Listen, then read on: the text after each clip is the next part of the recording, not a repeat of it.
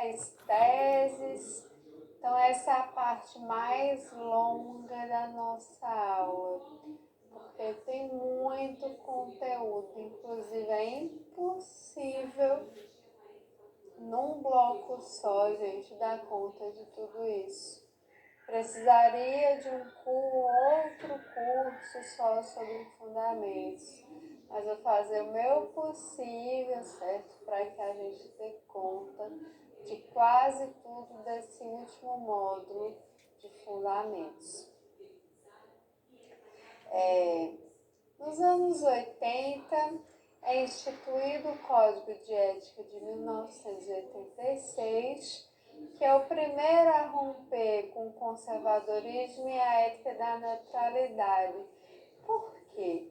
Porque ele é fruto do movimento de reconceituação, certo? Então, nós tivemos um movimento de reconceituação em que vai ocorrer a erosão do serviço social tradicional e, portanto, nós vamos romper de fato com o conservadorismo na década de 80 e vamos iniciar a nossa interlocução com a perspectiva mais crítica, mais democrática, mais progressista. Iniciamos a nossa interlocução profícua com a tradição marxista. O que ocorria no Brasil na década de 80? Como vocês já puderam perceber, só um parêntese, ao longo da história, nós sempre tivemos uma forte relação com a conjuntura, né? Então, conforme se apresenta a conjuntura, isso vai ter relação com a nossa profissão. Na década de 80, ocorre uma forte movimentação social. Nós temos a crise da ditadura militar em 1981 e inicia-se o processo de redemocratização da sociedade. E esse processo de redemocratização ocorre com várias lutas sociais, por uma saúde pública, pela assistência, a luta da criança, dos direitos das crianças e do adolescente. Todo esse processo vai resultar na nossa Constituição Cidadã, na nossa Carta, na nossa Constituição Federal de 1988, que vai trazer, inclusive, institucionalizar a Seguridade Social no tripé de saúde, assistência e previdência. Vejam que marco simbólico para uma sociedade, né, que não tinha nenhum Estado que intervisse de forma sistemática nessa área da proteção social. Então, isso é um marco na década de 80. E o serviço social também está sintonizado com essa conjuntura que apela por mudanças sociais.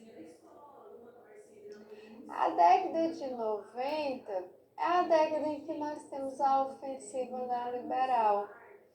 Aí, aquelas coisas que nós conquistamos e avançamos na década de 80, elas começam a regredir a partir das contrarreformas do governo de FHC, por causa do neoliberalismo e da própria crise do capitalismo, que começava a refletir de forma mais afinca no Brasil. Nos anos 90, nós temos uma perspectiva regressiva na questão dos direitos e que vai de encontro a tudo que se conquistou em 88. É atenuado a onda privatizante, ocorre uma série de privatizações e o serviço social, mesmo com essas privatizações, vai permanecer na perspectiva da defesa dos direitos, na afirmação e resistência do projeto ético-político.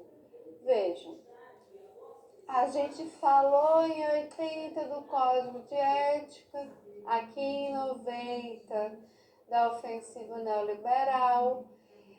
Como são temas bastante recentes, esses temas acabaram tendo uma independência da parte de fundamentos e viraram temas específicos, Código de Ética, Lei de Regulamentação da Profissão, a questão do neoliberalismo, que aí vai mais para as políticas sociais. Então, como é mais serviço social na contemporaneidade, aqui vai caber em vários tópicos do edital. Junto com essa onda privatizante, é fortalecida as contrarreformas do Estado, que nós vamos ver lá na aula de política social. Não se preocupem quanto a isso. Nessa perspectiva, há um discurso reatualizado do conservadorismo com a ofensiva neoliberal, que nega a questão social como uma questão que deve ser responsabilidade do Estado. Nós não tínhamos conquistado, a partir da luta de classes, que coloca na cena pública a questão social como sendo uma contradição capital-trabalho e, portanto, de não acesso à riqueza socialmente produzida. Aqui na década de 90, essa questão ela vai regredir, tanto a partir das contrarreformas, mas também porque a questão social vai ser retirada da cena pública e vai ser recolocado novamente na questão privada. Então, a onda neoliberal, ela vai, gente, tirar a responsabilidade do Estado, ela vai negar a responsabilidade do Estado na gerência e nas respostas à contradição capital-trabalho. Quem deve responder a essa contradição capital-trabalho não é o Estado, isso se resolve no mercado, na meritocracia, no indivíduo. Por isso que nós falamos de um retorno do conservadorismo. Porque o liberalismo é a reedição das ideias liberais capitalistas burguesas. Ocorre nesse período a chamada refilantropização da questão social, ou seja, nós não tínhamos rompido aquela questão da filantropia. Pois é, nós voltamos a essa questão de refilantropizar a questão social, ou seja, despolitizando e moralizando a mesma. Tiramos ela dessa contração capital-trabalho e ela volta a ser um problema moral, certo? E, portanto, não político, mas moral e individual. Em 1993, ainda na década de 90, nós temos as mudanças do marco legal. O que ocorre? Nós temos uma revisão do Código de Ética de 93, que aí a gente vai ver com mais calma na aula de legislação profissional, e também é instituído no mesmo ano a 8662. Veja, aqui consolidando o projeto ético-político, porque o Código de Ética, a lei que regulamenta a profissão, são bases importantes, são pilares importantes do projeto ético-político. Mesmo numa conjuntura neoliberal, nós continuamos resistindo, afirmando nessa perspectiva dos direitos sociais, da liberdade, da emancipação social e humana. Nós temos também na década de 90, aqui até voltar aqui, 1996,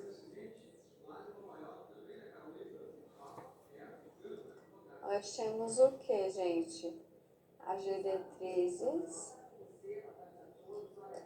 curriculares da ABEPS, que vai orientar a formação profissional, serviço social, que vai ter como base o trabalho, a questão social enquanto objeto, trabalho enquanto categoria fundante do ser social. Nós temos na década de 90 no Brasil, certo? Ela ocorreu na década de 70 no mundo, mas em 90 no Brasil, a reestruturação produtiva dos meios de produção. E o que seria isso?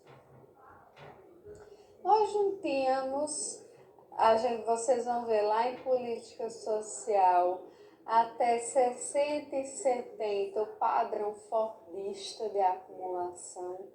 Lembram?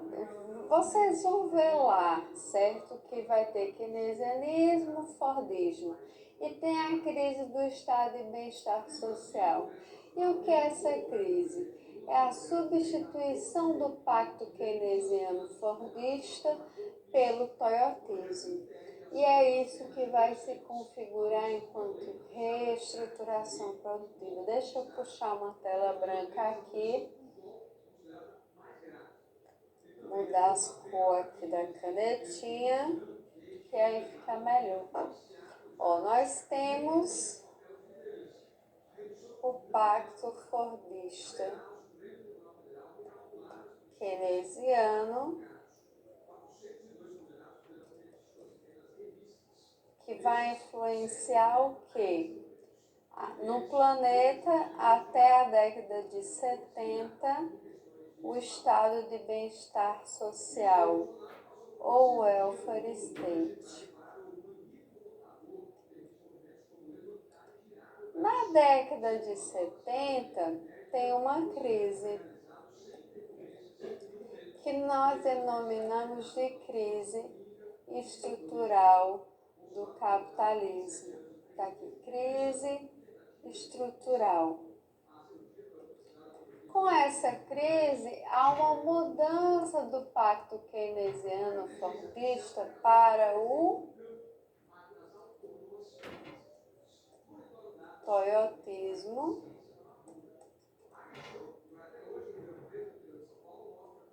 e acumulação flexível.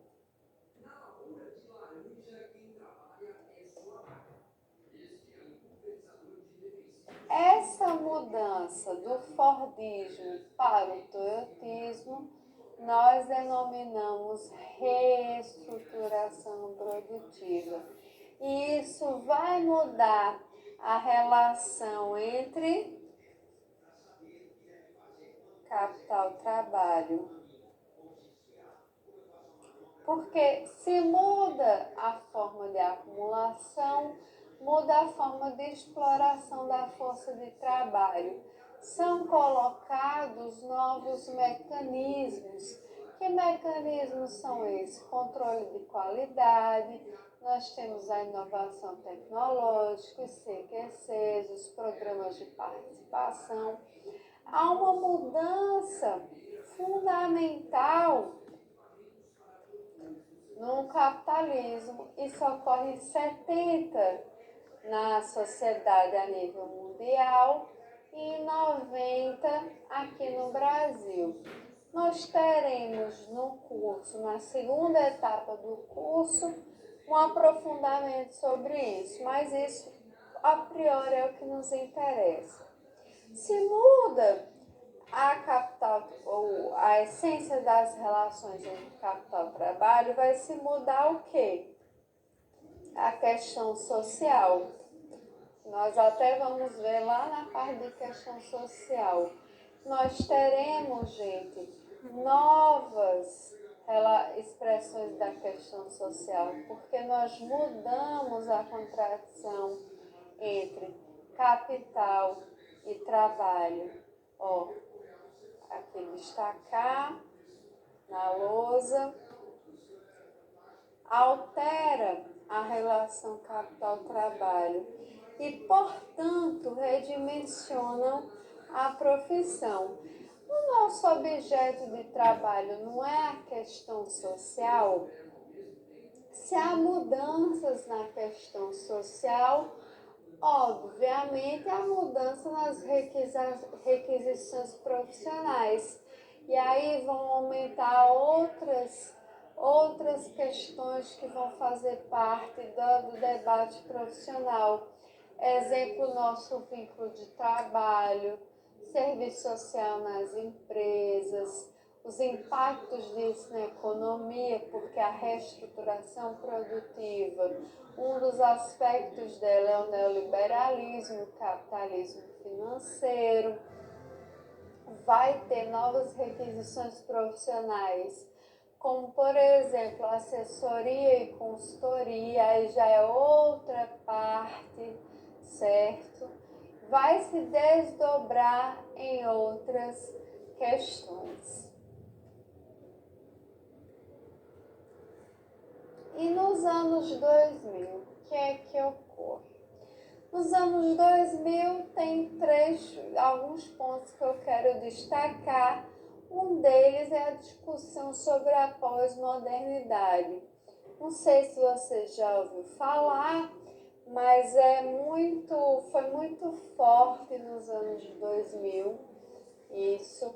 Característica dos anos 2000 é a discussão da pós-modernidade, das práticas terapêuticas. E por quê?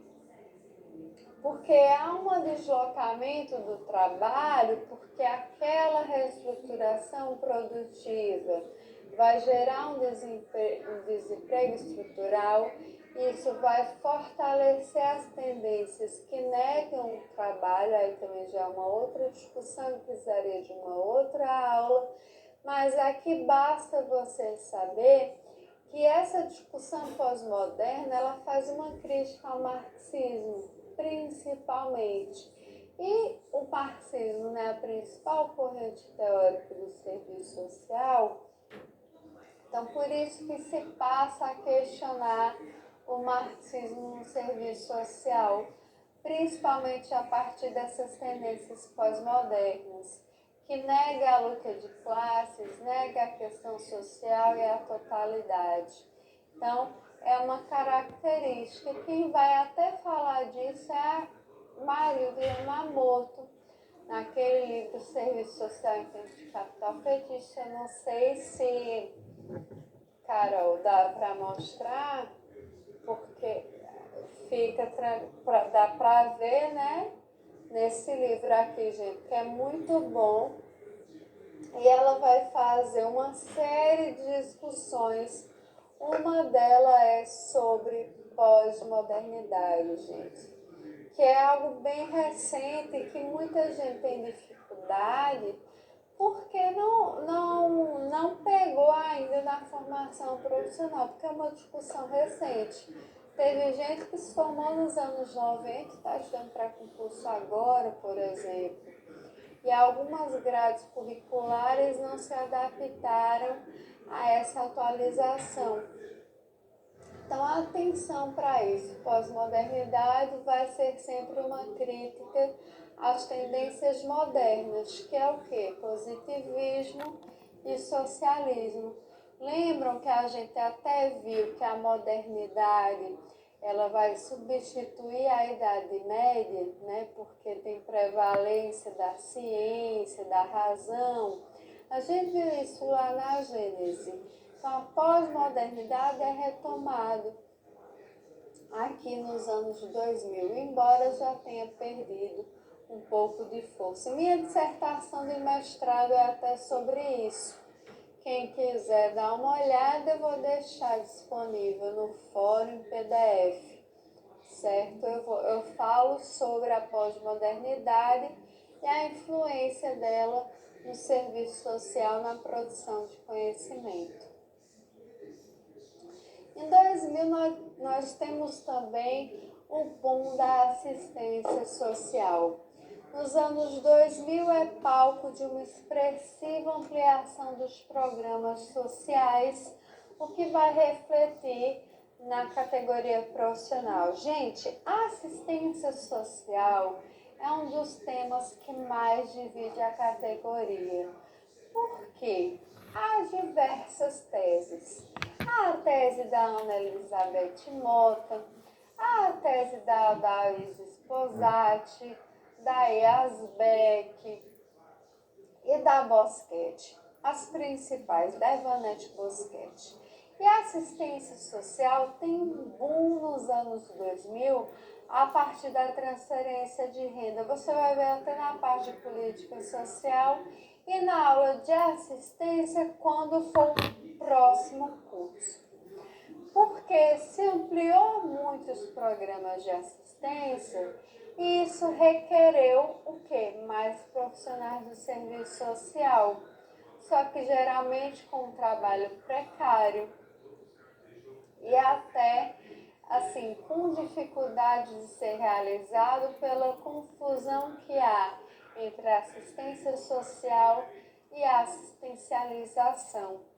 Então, a assistência social vai refletir muito na categoria profissional, principalmente no debate teórico a partir das teses que tem. Por exemplo, a Mota fala do mito da assistência social, a Sposati fala da necessidade de afirmar a assistência social como direito e acaba dividindo politicamente a categoria nos anos 2000. Nos anos 2000, há o boom do ensino à distância, do ensino EAD. Isso também vai gerar uma série de reflexões no serviço social. Por quê? Porque nós temos o boom da assistência, então era necessário profissionais que atuassem nessa assistência, mas também na política em geral.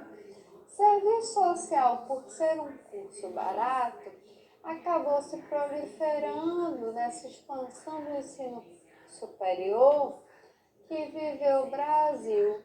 Só que aí a discussão da qualidade dessa formação profissional e se de fato ela tem relação com o mercado de trabalho. Porque o que acontece?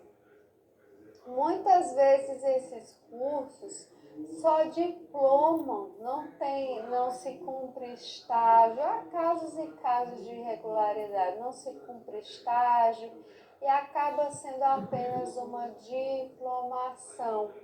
Então há toda uma crítica que envolve isso, até porque não há uma necessidade de tantos profissionais.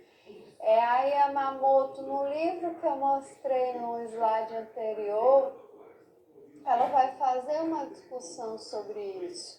Por exemplo, são formados por ano 10.000 assistentes sociais só no ensino à distância. Há mercado de trabalho? Não há. O que acontece?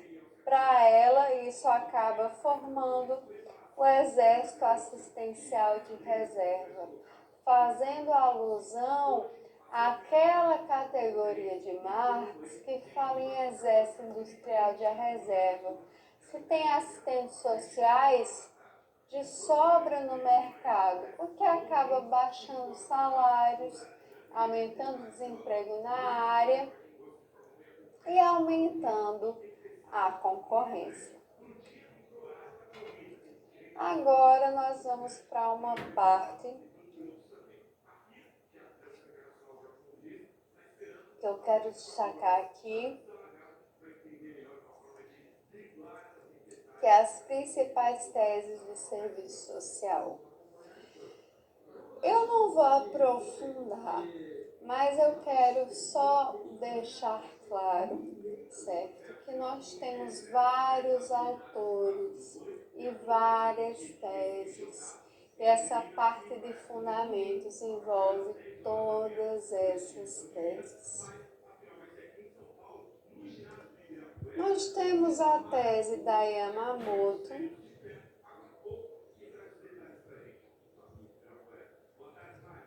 que acho que eu vou puxar até a tela branca porque fica melhor. Nós temos, perdão, gente, caneta, aqui cores. Nós temos a tese da Yamamoto,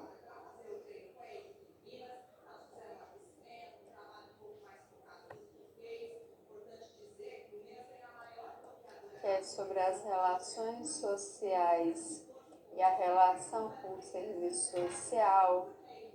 Nós temos a tese do Neto, que é a tese do sincretismo.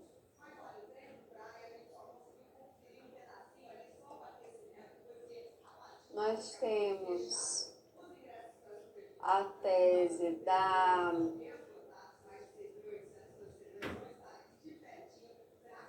até esqueci o nome dela agora, vou lembrar daqui a pouco. Martinelli,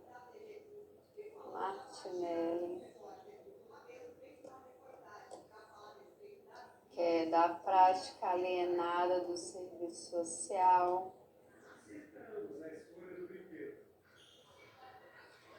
Nós temos a tese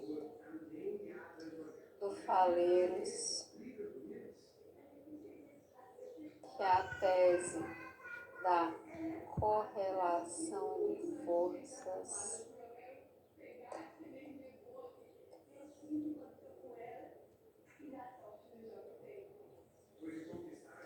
Nós temos a tese da Marina Maciel Abreu, que é da prática enquanto processo pedagógico.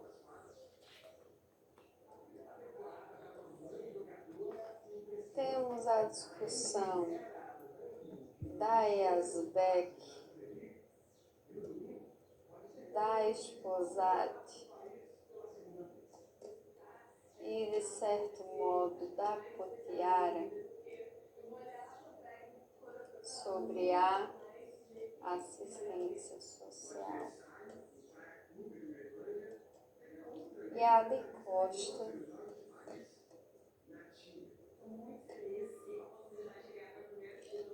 por exemplo, sobre a proteção social.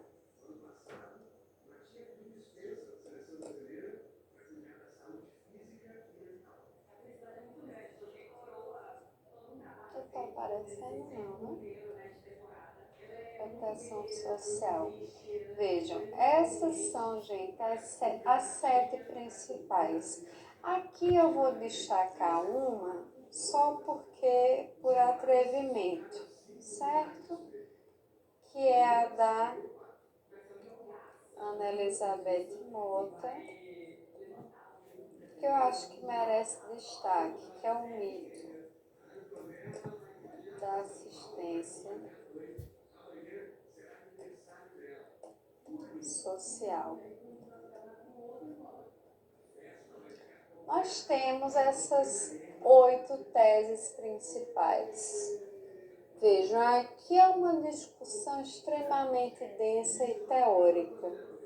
Essas 7 teses, elas por hora dialogam, por hora se excluem.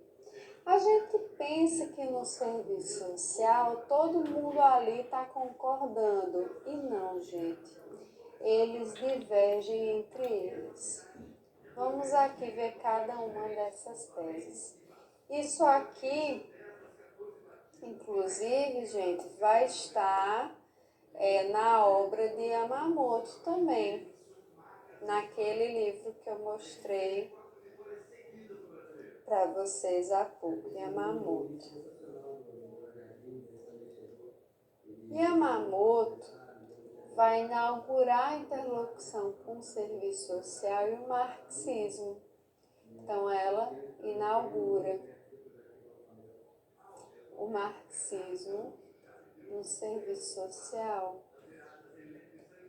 E ela vai colocar o serviço social na história, no processo de produção e reprodução das relações sociais e, portanto, vai falar do significado social da profissão e, com isso, também da inserção do serviço social na divisão social e técnica. Eu considero as discussões de Yamamoto as mais importantes. É por isso que eu separei um momento, daqui a pouco eu vou falar só sobre ela, porque eu gosto dela mesmo e ela é a mais cobrada em concurso, gente, porque ela tem uma obra assim que envolve 4 obras principais. Então ela tem, dentre esses autores, uma obra mais madura, porque ela inaugura, então ela é a bambambam. Então, inclusive nesse livro que eu mostrei, que é Serviço Social em Tempo de Capital Fetiche, ela vai fazer uma crítica a todas essas daqui, viu, gente? Para vocês terem ideia do peso da obra dela.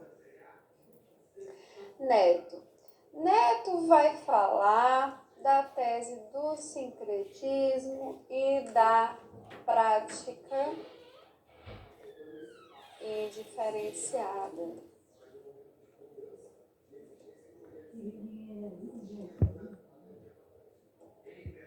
Ele vai dizer aqui, em resumo, que nós temos uma relação muito frágil com o método de Marx.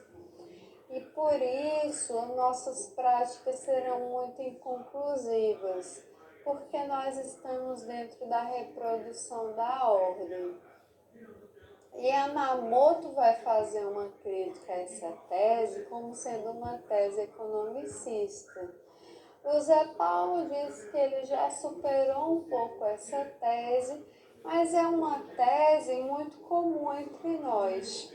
E que, de modo geral, sincretismo aqui ele quer dizer que sincretismo é a junção de 2 teorias que se anulam nesse mesmo processo. Isso é sincretismo. E para ele é essa questão do serviço social estando na reprodução do capitalismo e como sendo uma profissão que vai ajudar na reprodução da força social trabalhadora, mas por isso mesmo, aqui resumindo. Mas eu já vi algumas bancas trazerem assim, de quem é a tese do sincretismo? É importante você saber que é do José Paulo Neto e que esse sincretismo ele ocorre na ideologia, na ciência e vai afetar a prática indiferenciada, ou seja, uma prática indiferente, uma prática que não vai, digamos assim, ser sempre inconclusa. E aí Yamamoto vai criticar isso dizendo que é uma prática que é uma análise economicista. Aí é uma polêmica muito grande. Vamos para a tese da Martinelli.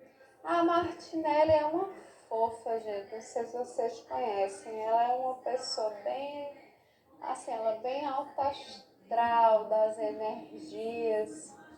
E ela vai discutir o serviço social e a prática alienada num livro de nome anônimo, certo? É até a dissertação de mestrado dela ou a tese de doutorado, salvo engano, não lembro.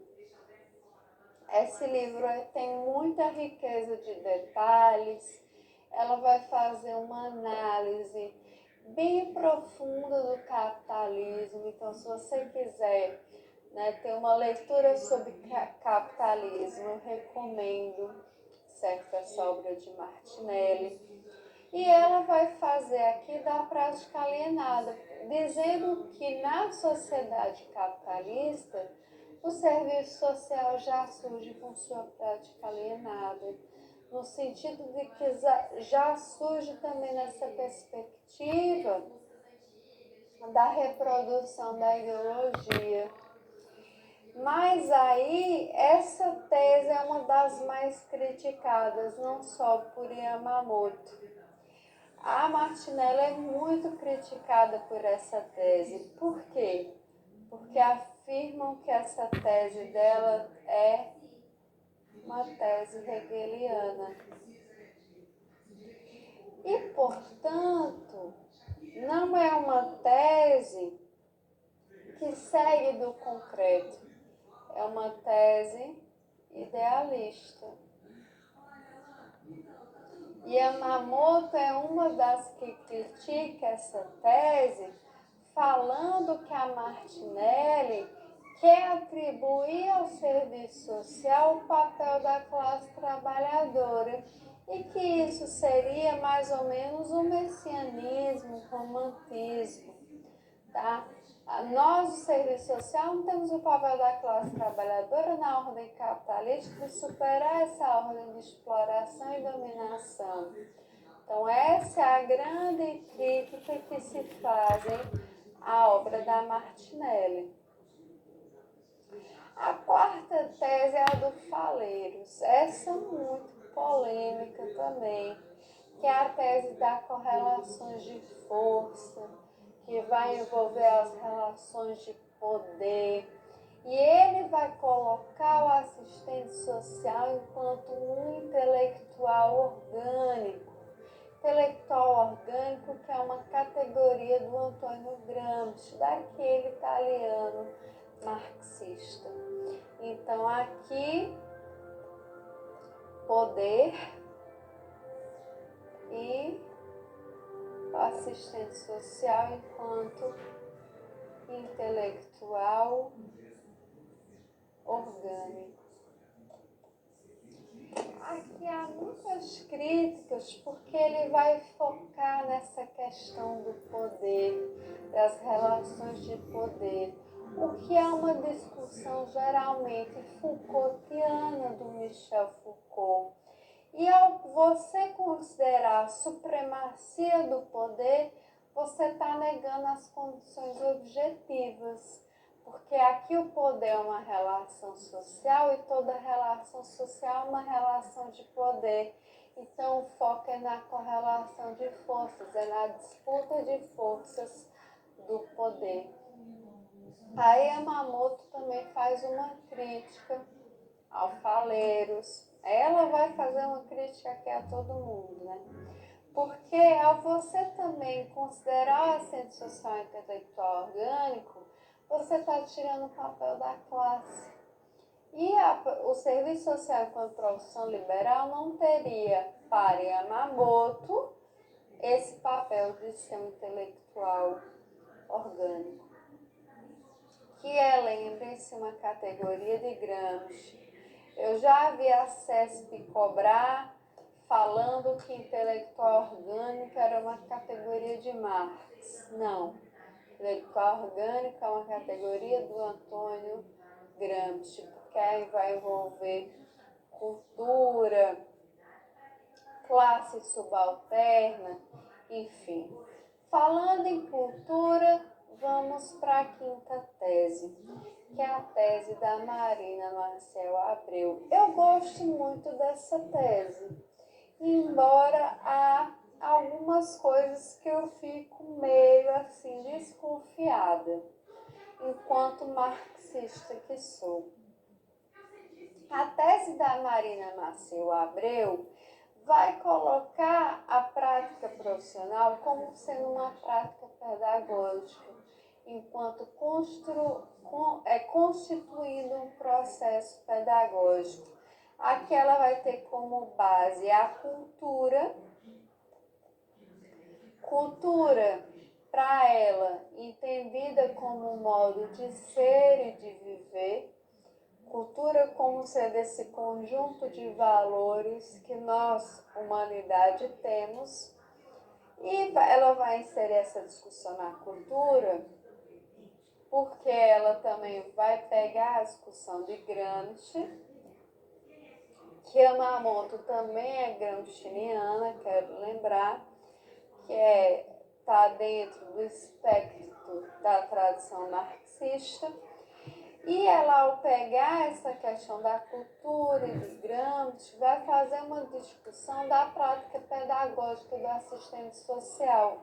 Essa prática pedagógica, ela pode tanto reforçar a ordem, no sentido de ser uma prática pedagógica conservadora, ou ela deve ser uma prática emancipadora, que é o que ela defende. O assistente social pode fazer uma prática pedagógica emancipatória. Em que sentido? No sentido em que fomenta a crítica, no sentido em que fomenta essa questão da aparência. Mas ela vai dizer qual o problema dessa tese? Em colocar que a prática é essencialmente pedagógica e acaba retirando um pouco da perspectiva da condição objetiva, como se o nosso trabalho fosse somente essa questão do diálogo, e não é. Faz uma parte, mas eu acho que vai muito além disso. Tem a questão da contradição de classe, do significado social da profissão, da dimensão política. Então, é uma tese que eu acho interessante, se vocês quiserem ler. Tem um livro, certo, do nome anônimo, e também recomendo vocês lerem a crítica que a Yamamoto faz a essa tese. A sexta tese, que eu, assim, não entendi muito bem porque a Yamamoto colocou no livro, mas ela deve ter algum motivo, que é a tese da Yazbek, da Sposati, da Potiara. Elas vão falar sobre a política de assistência social, no sentido de que é preciso a afirmação da assistência social para tirar o seu caráter de uma ação assistencialista, que, lembrem-se, assistencialismo diferente de assistência social. Uma é a ação da caridade e outra é a política social do Estado. Elas, de fato, vão centrar a discussão na questão da assistência, acaba centralizando a assistência no debate profissional. Eu acho que a Yamamoto não gosta muito de centralizar a assistência, porque você vai acabar entrando naquela confusão de serviço social ser igual a assistência, quando nós sabemos que há uma diferença fulcral aí. Então, a Yamamoto não faz assim uma crítica muito forte, ela vai fazer, na verdade, mais um apanhado, o que a gente chama de um estado da arte. A sétima tese, que é uma problemática, que é a da Costa, ela vai falar sobre proteção social e com isso vai dizer que não há mais luta de classes, contradições de classe, que nós devemos nos centrar na proteção, porque a proteção é central. É também uma tese bem complicada do ponto de vista teórico-metodológico. E tem a tese, que até apagou aqui, mas que eu tinha colocado para vocês, da Mota, que é do mito da assistência social. Assistência enquanto mito. E para ela, esse mito aqui, portanto, enquanto um fetiche. Para ela, a assistência social é central e ela vai fazer uma crítica a Esposati, a Yazbek. Elas têm assim uma briga de gigantes, certo? Nos encontros saiam de perto, porque é fight. Elas divergem muito sobre o papel da assistência social na Seguridade Social. A moto tem uma perspectiva mais crítica, também gramsciana, como vocês veem, Gramsci influencia muito, e por incrível que pareça, aqui também há a influência de Gramsci. Aí, várias interpretações. Isso faz parte da ciência. Ciência não é lugar de consensos. Ciência é lugar de divergência, de teorias que se colocam. Então, essas são as principais teses. A que eu gosto mais é da Yamamoto. E é a que mais cobrada nos concursos públicos e que a gente vai falar agora sobre elas.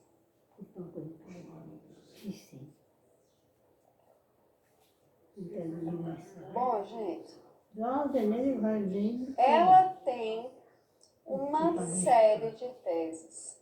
É impressionante como a Yamamoto tem a capacidade de refletir sobre a profissão na sociedade capitalista. Eu vou comentar as mais importantes. Como nós já vimos aqui no decorrer dessa aula de fundamentos, a tese da Yamamoto principal é que o serviço social está inserido na história a partir dessa contradição entre capital e trabalho, e ao ser inserido na história ele tem um papel, certo? Qual é esse papel? Dentro da divisão social e técnica, é atuar nesse processo da reprodução das relações sociais. Há a produção social, que é a produção de bens materiais, de objetos, e a reprodução social, que atua mais no âmbito do simbólico. E ela vai compreender o assistente social como estando dentro dessa divisão social e técnica do trabalho. Então, para ela, serviço social é trabalho. Há autores que afirmam que não, serviço social não é trabalho, é praxis. Vou até puxar uma tela em branca depois, certo? Para explicar basicamente um pouquinho sobre isso. Para Yamamoto, se o serviço social está dentro da divisão social e técnica, é preciso compreender esse profissional como sendo um profissional liberal. Ok, mas como um profissional liberal que é trabalhador assalariado. Portanto, muitas vezes, sofre dos mesmos processos da questão social do qual ele vai atender no seu processo de trabalho. Ao ser trabalhador assalariado, ela vai dizer que isso vai remeter o assistente social a uma condição. E que condição é essa? A condição de uma relativa autonomia, porque ele não vai dominar completamente as possibilidades do seu trabalho. Ele vai ter um empregador e vai estar dentro de uma condição objetiva, que é a política social, e vai ter certos limites do Estado para o seu processo de trabalho. Contudo, ele vai ter a possibilidade da linguagem, da comunicação e do conhecimento, que é um dos mais importantes meios de trabalho do assistente social. E ao se configurarem dentro dessa perspectiva, não há como o Estado, as condições objetivas, controlarem ao todo essas condições subjetivas. Vocês vão ver lá na parte de instrumentalidade melhor essa parte.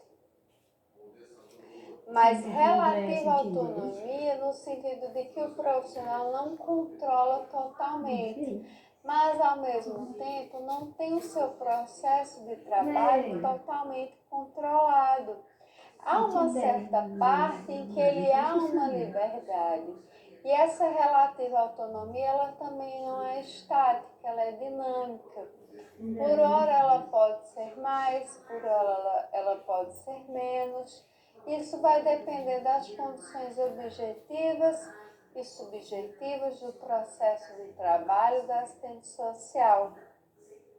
Ela vai dizer, portanto, que a partir da inserção do serviço social na divisão social e técnica, que vai lidar com as contradições capital-trabalho, a profissão é permeada por um fio contraditório.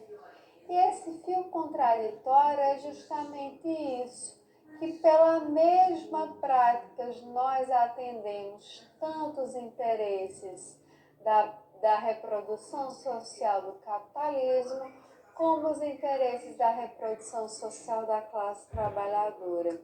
Pela mesma prática, nós podemos reproduzir o capital, mas também atuar na perspectiva de viabilização de direitos.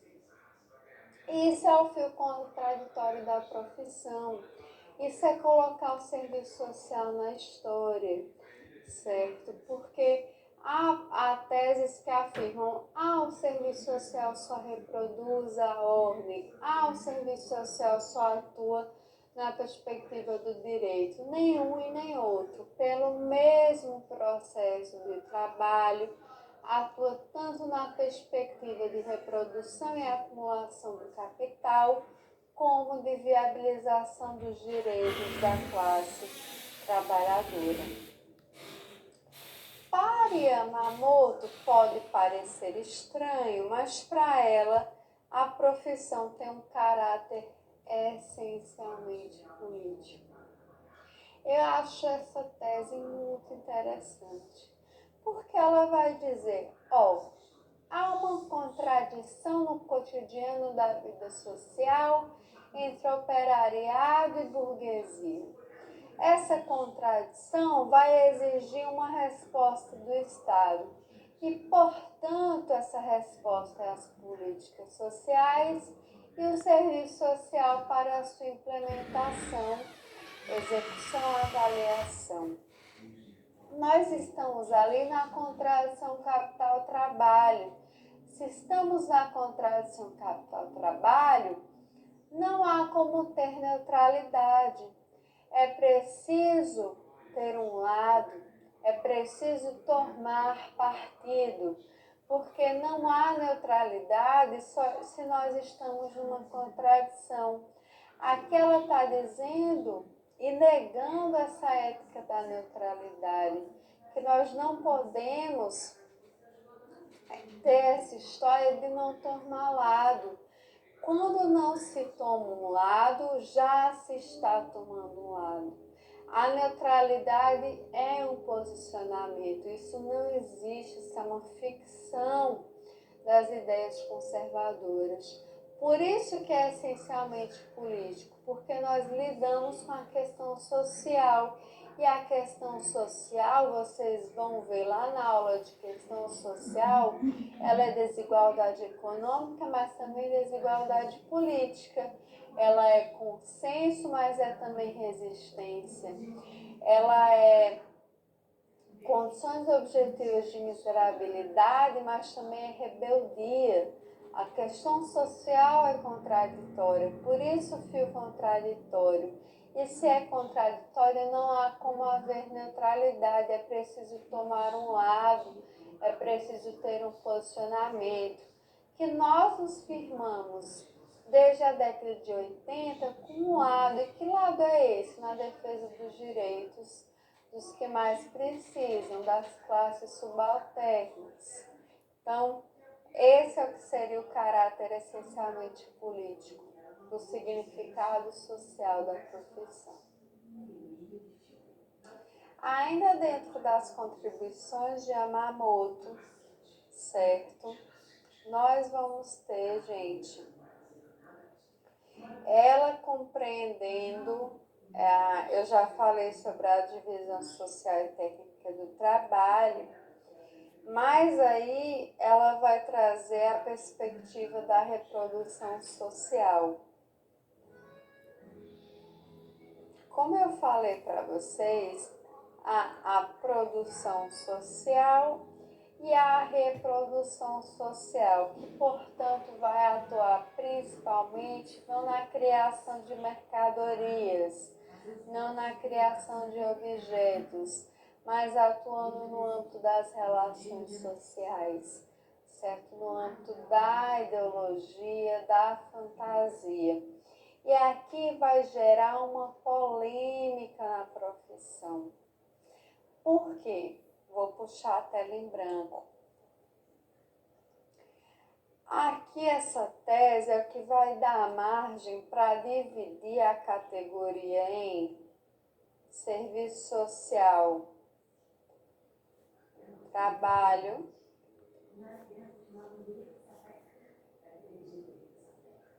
serviço social como sendo praxis. Eu acho interessante puxar agora, embora isso aqui vai estar numa segunda parte do curso, eu posso aprofundar lá, mas só quero deixar claro isso aqui.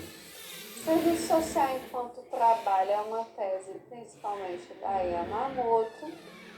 Serviço social como praxis é principalmente uma tese do Lessa. Para Yamamoto, serviço social é trabalho? Porque vai atuar no âmbito da reprodução social.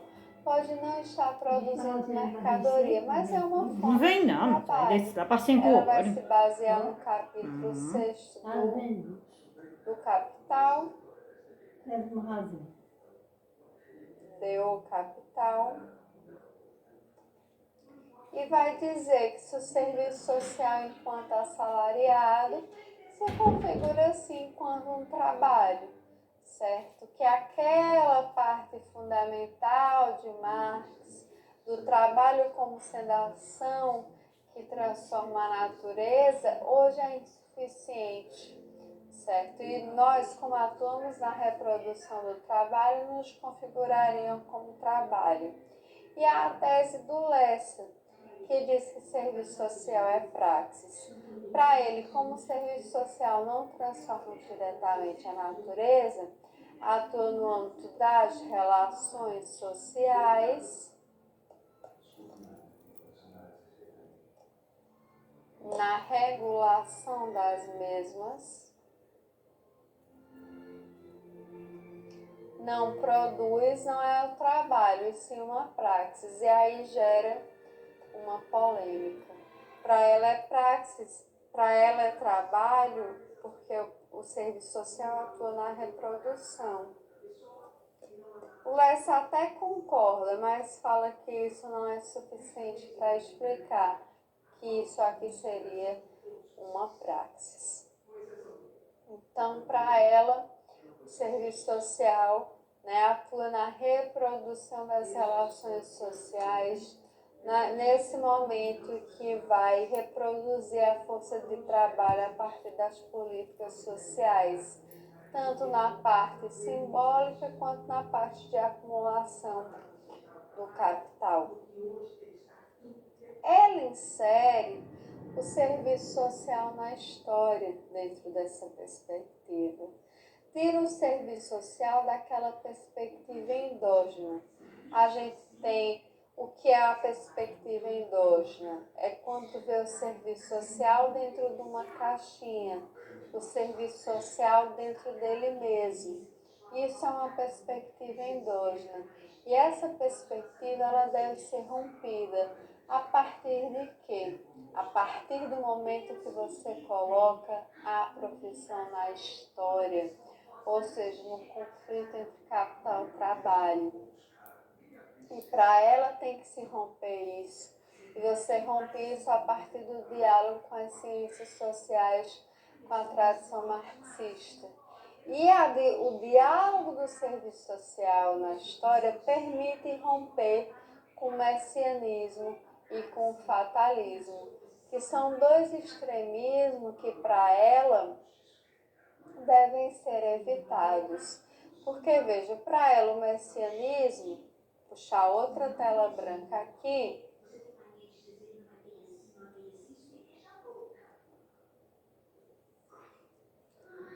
vou dar minha canetinha, messianismo,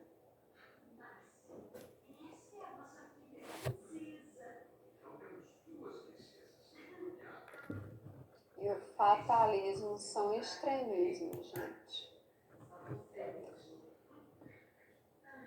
O messianismo, certo, seria uma visão ingênua da profissão. O fatalismo seria uma visão perversa. Ambas tiram o serviço social da história, porque uma vai desconsiderar os limites e outras vai focar somente nas possibilidades. O messianismo vai ter essa visão romantizada.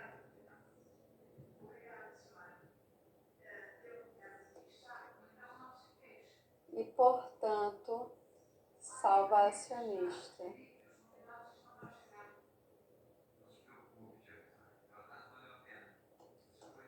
Ou seja, a profissão tem essa visão heróica, romântica, ingênua, de que vai se salvar alguém, muito nessa perspectiva da contemplação, na perspectiva crítica. Isso tira o serviço social da história, porque a profissão, pelo fio contraditório, também não reproduz a ordem capitalista? Sim. Então, o messianismo está tirando o serviço social da história, está tirando seus limites, está no mundo da fantasia. O fatalismo, por sua vez, é a visão perversa da profissão. É uma visão no sentido de que o processo de trabalho do serviço social não dá frutos, não dá em nada. É uma visão muito fatalista, muito conformista.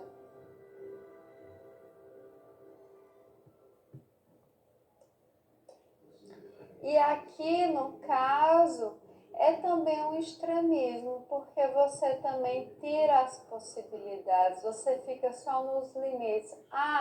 Serviço social não é nada, não serve para nada, fica naquele conformismo, naquela coisa que não dá em nada, que é até chato, que é pessimista.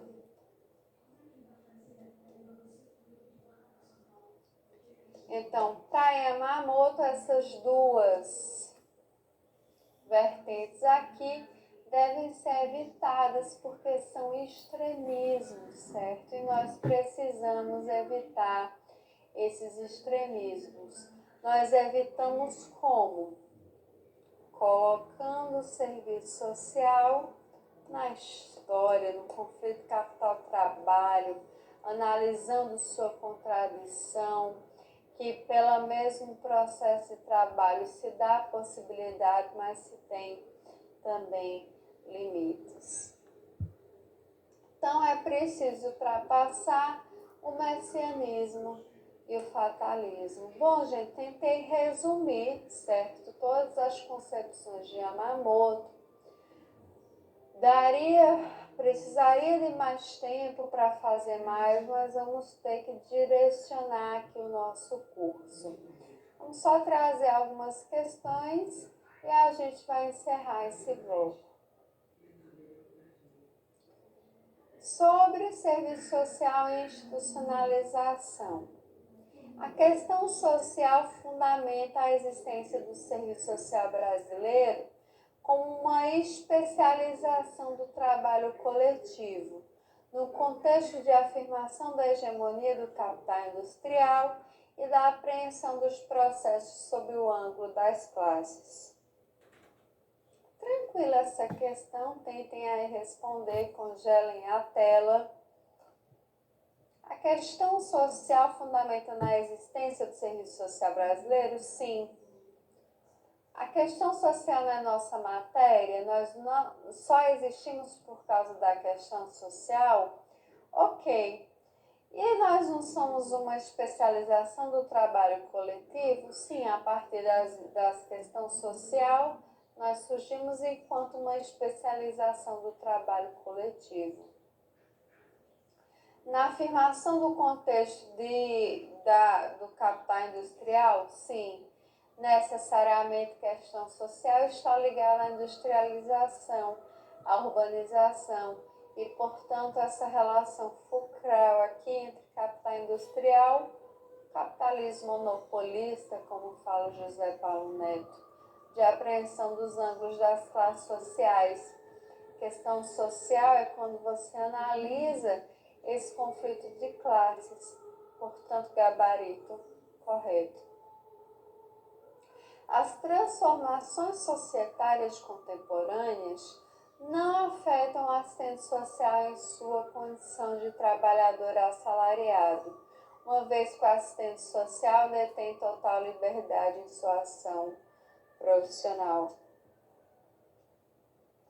Tranquilo também, né, gente? Vejam, as transformações societárias não afetam? Claro que afetam. Lembrem-se da reestruturação produtiva. A reestruturação produtiva vai afetar o trabalho profissional e sua condição enquanto trabalhador assalariado.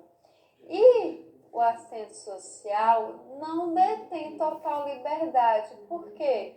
Porque ele tem uma relativa autonomia, ele não tem controle sobre os meios, sobre o processo de trabalho dele.